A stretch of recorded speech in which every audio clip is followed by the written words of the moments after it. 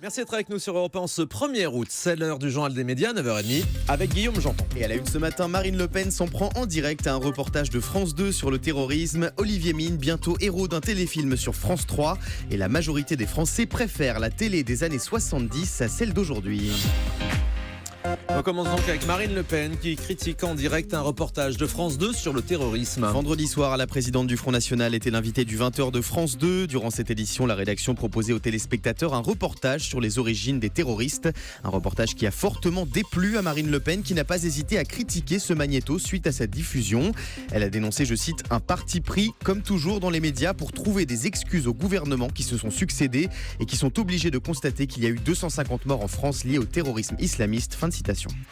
Olivier Mine, bientôt à l'affiche d'un téléfilm sur France 3. Emploi du temps chargé pour Olivier Mine en ce moment, alors qu'il est à l'antenne sur France 2 chaque samedi soir dans Fort Boyard et qu'il s'apprête à démarrer les durs entraînements de Danse avec les stars dans les semaines à venir.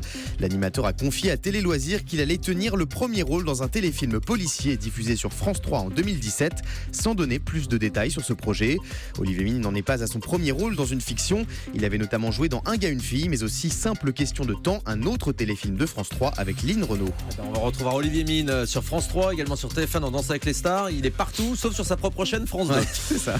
Cherchez l'erreur. On reste sur France 3. Tiens, la chaîne a commis une petite boulette en postant sur Internet les off de son journal télévisé. Et vous allez voir, c'est savoureux. Les off, c'est tout ce qui se passe en dehors d'une émission et c'est ce que les visiteurs du site de France 3 ont pu découvrir en cliquant sur le replay du 12-13 du 16 juillet dernier. Au lieu de poster le journal dans son intégralité, la production a mis en ligne une vidéo de tous ces moments hors antenne.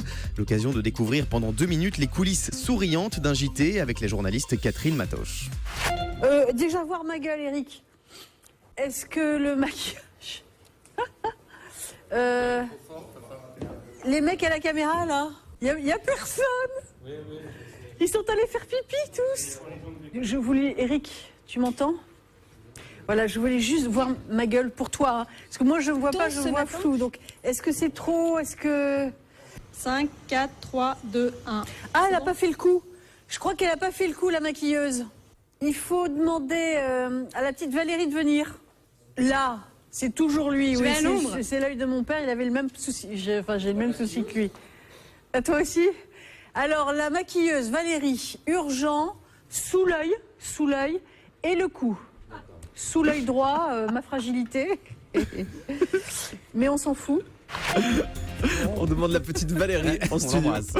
Heureusement qu'on diffuse pas les off de ce qui se passe hors antenne ici. Mais un jour, il faudrait y penser, Thomas, parce que les auditeurs se régaleraient encore plus. Sans aucun doute. BFM TVI télé épinglé par le CSA suite à la diffusion d'images de maltraitance animale. Le Conseil supérieur de l'audiovisuel a annoncé avoir été saisi suite à la diffusion par BFM TV et iTélé d'images tournées en caméra cachée dans l'abattoir de Mauléon-Lichard dans les Pyrénées-Atlantiques. Après examen, le Conseil a constaté et regretté l'absence d'avertissement préalable concernant la violence des images des reportages diffusés sur ces chaînes.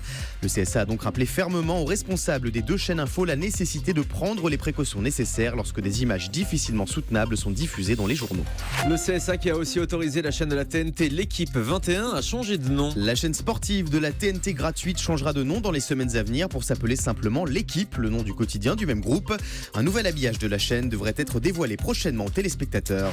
Aux États-Unis, MTV lance une chaîne dédiée au programme des années 90. Une chaîne baptisée MTV Classics. Dès aujourd'hui, à l'occasion des 35 ans d'MTV, les nostalgiques de l'époque vont pouvoir se délecter des programmes cultes diffusés sur la chaîne dans les années 90, comme Pimp My Ride avec le rappeur Exhibit, Jackass, l'émission de caméra cachée Punk'd, ou encore l'incontournable rendez-vous musical MTV Unplugged. Pour l'heure, cette chaîne n'est pas disponible en France.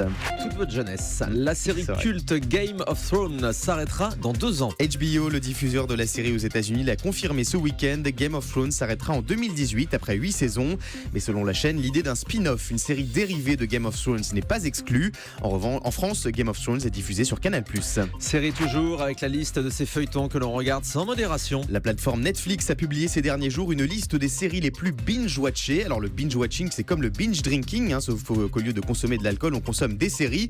Et parmi les séries les plus binge-watchées, selon Netflix, on retrouve Orange is the New Black, American Horror Story ou encore The Walking Dead. En revanche, d'autres séries ne se dévorent pas mais se savourent lentement, à l'image du drame politique House of Cards.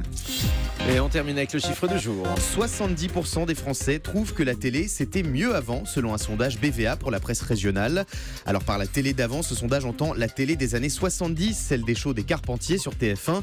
L'image de la télévision aurait donc été écornée depuis, notamment à cause de la télé-réalité. 92% des Français en auraient une mauvaise opinion selon ce sondage. En même temps, je pense que si on remettait les programmes des années 70 comme Le Grand Échiquier, comme Apostrophe, les shows des Carpentiers, je suis pas sûr que ça marcherait aujourd'hui. On en garde tous un très bon souvenir, mais c'est sûr que la société et la télévision a beaucoup changé. Merci beaucoup Guillaume.